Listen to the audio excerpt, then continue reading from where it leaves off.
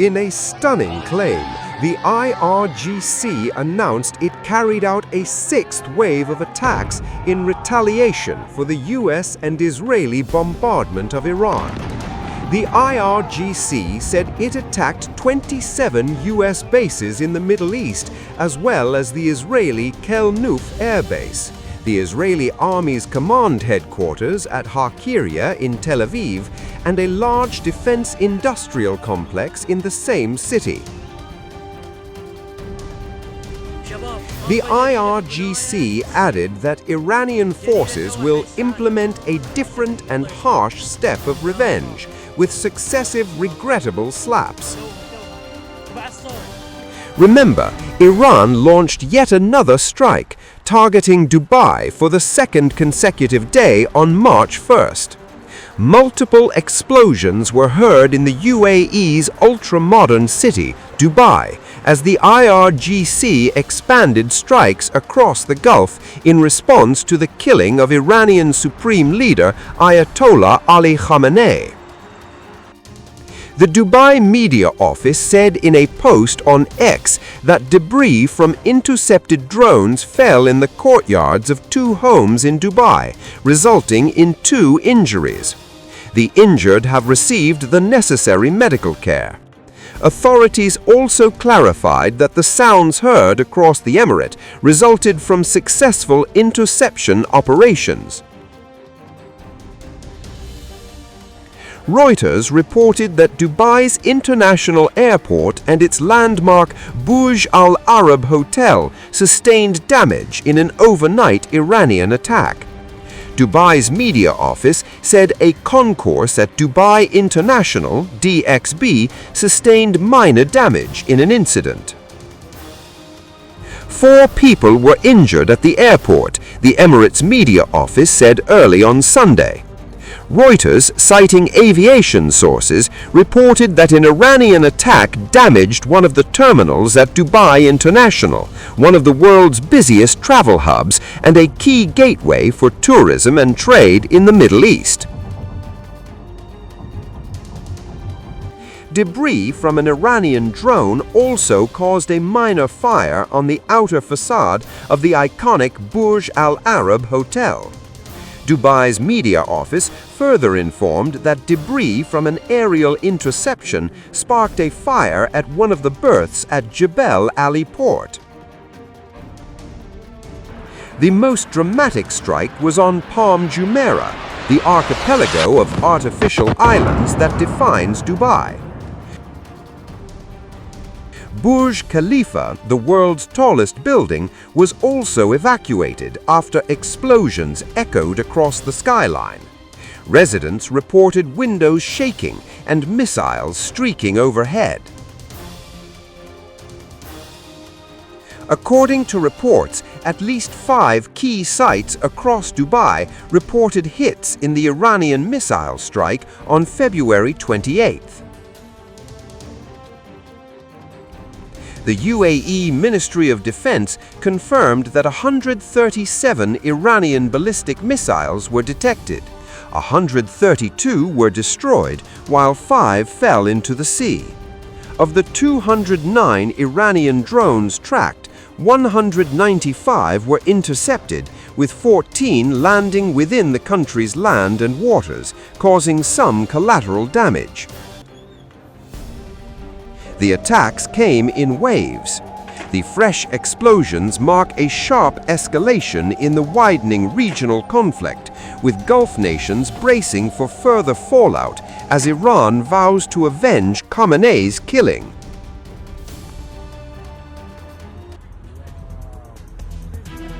Shockwaves tore through Dubai as explosions shattered the calm of one of the Gulf's most glamorous cities.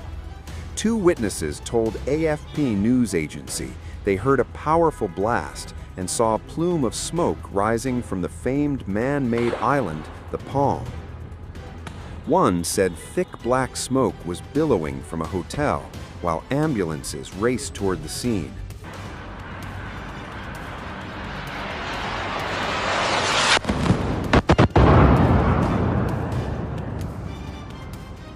Authorities later confirmed that an incident occurred in a building in the Palm Jumeirah area, sparking a fire that injured 4 people.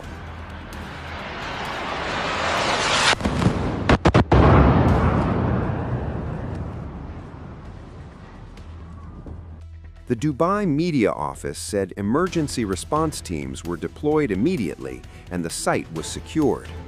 Dubai Civil Defense has confirmed that the resulting fire is now under control. 4 individuals sustained injuries and have been transferred to medical facilities, the statement said. The incident, targeting one of Dubai's most recognizable landmarks, stunned residents. Several more loud bangs were heard across the city in the aftermath, according to locals and AFP correspondents on the ground.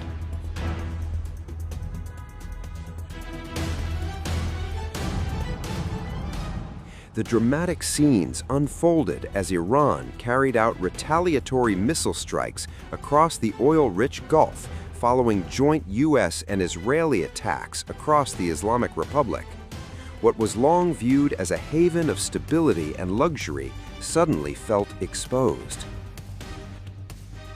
Earlier, the Burj Khalifa, the world's tallest building, was evacuated after explosions echoed across the skyline. Residents reported windows shaking and missiles streaking overhead. Iran reportedly launched strikes on all oil-producing Gulf nations except Oman, which has been mediating U.S.-Iran talks. Explosions were reported in Abu Dhabi, Doha, and Riyadh, while Bahrain sounded emergency sirens amid threats near the U.S. Navy Fifth Fleet headquarters. In Abu Dhabi, missile debris killed 1 civilian, according to UAE officials, who condemned the strikes as a dangerous escalation. With roughly 90% of the UAE's population made up of expatriates, Dubai, long synonymous with opulence and safety, is now confronting a chilling new reality as regional tensions spiral beyond borders.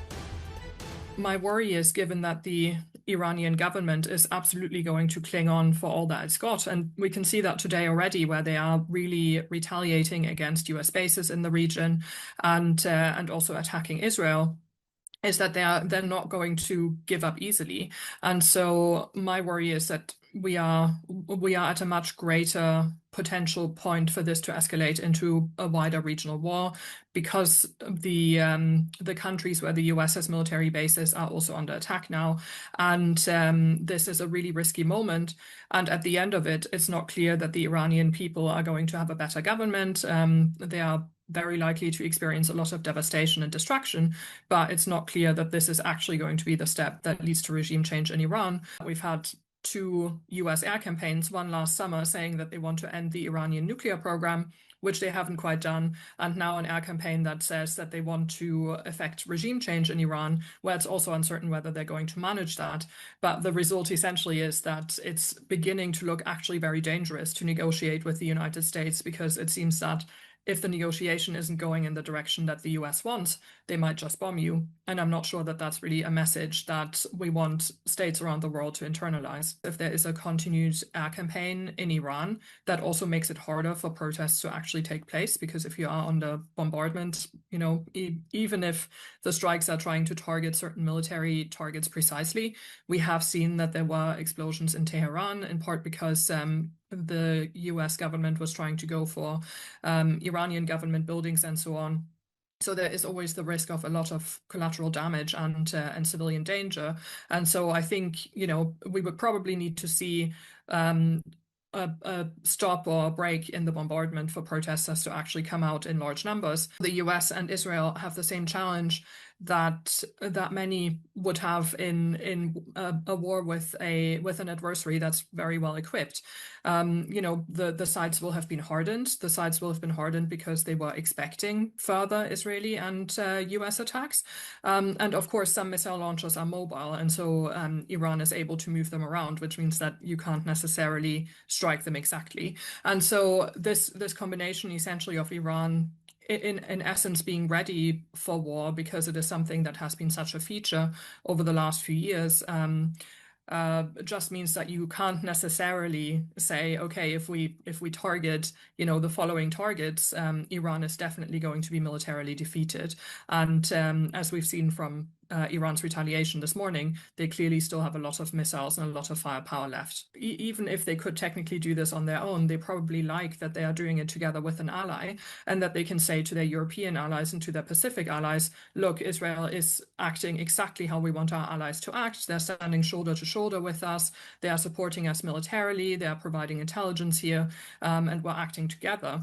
And so I think in that sense, the relationship between the US and Israel might begin to serve as a blueprint for how the US would like other allies to act. The US, unfortunately, continues to act outside of international law, and that really seems to have become a core tenet of US foreign and security policy. I mean, we're now at the end of February, so that means in 2026, the US has undertaken an illegal attack on another country every month of the year. If they keep that up, then that's going to be quite a devastating year. So to me, that really is the most concerning thing.